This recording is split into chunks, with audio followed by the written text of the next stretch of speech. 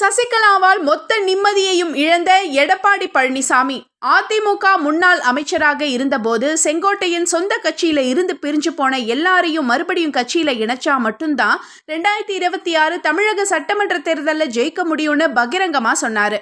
அதற்கான நடவடிக்கைகள்ல ஈடுபட்ட போது அவருடைய பதவிகள் அனைத்தும் பறிக்கப்பட்டுச்சு. இருந்தாலும் அடிப்படை உறுப்பினராக இருந்தாரு. இப்படிப்பட்ட பரபரப்பான சூழ்நிலையில பசுபொன் முத்துராமலிங்க தேவர் குரு பூஜையில செங்கோட்டையன் ஓ பன்னீர்செல்வத்தோட ஒன்னா கார்ல போனாரு. அதை தொடர்ந்து ஓ பன்னீர்செல்வம், டிடிவி தினகரன், சசிகலான்னு எல்லாரையும் சந்திச்சு பேசினதால உச்சக்கட்ட கடுப்பான அதிமுக பொதுச் செயலாளர் எடப்பாடி பழனிசாமி செங்கோட்டையனை அதிமுகவில் இருந்து நீக்கி அறிவிப்பு வெளியிட்டிருக்கிறாரு. அப்புறம் என்ன, எல்லா பிரச்சனையும் ஓஞ்சிடுச்சுன்னு பார்த்தா இப்ப மிகப்பெரிய விஸ்வரூபம் எடுத்திருக்கு. ஆமா மக்களே, அதிமுக ஆதரவாளர்கள் இருக்கிற இடம்தான் அதிமுகன்னு டிடிவி தினகரன் சொன்ன மாதிரி ஆதரவாளர்கள் எல்லாரையும் இழுக்க மிகப்பெரிய பிளான் போட்டிருக்காங்களா சசிகலா.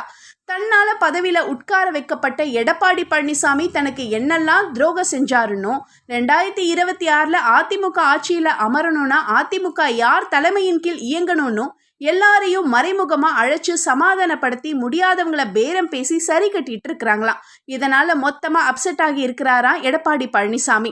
ஏன்னா அதிமுகவில் இருந்து பலர் விரட்டப்பட்டதன் காரணமாகத்தான் 2021 தேர்தலில் தோல்வி அடைஞ்சோன்னு பல மூத்த நிர்வாகிகள் இன்னும் புகஞ்சிட்டு தான் இருக்கிறாங்களாம். அவங்களோட மொத்த ஆதரவும் சசிகலாவுக்கு தான்னு தெரிஞ்சு போனதால எடப்பாடி மொத்தமா அப்செட் ஆகி இருக்கிறாராம்.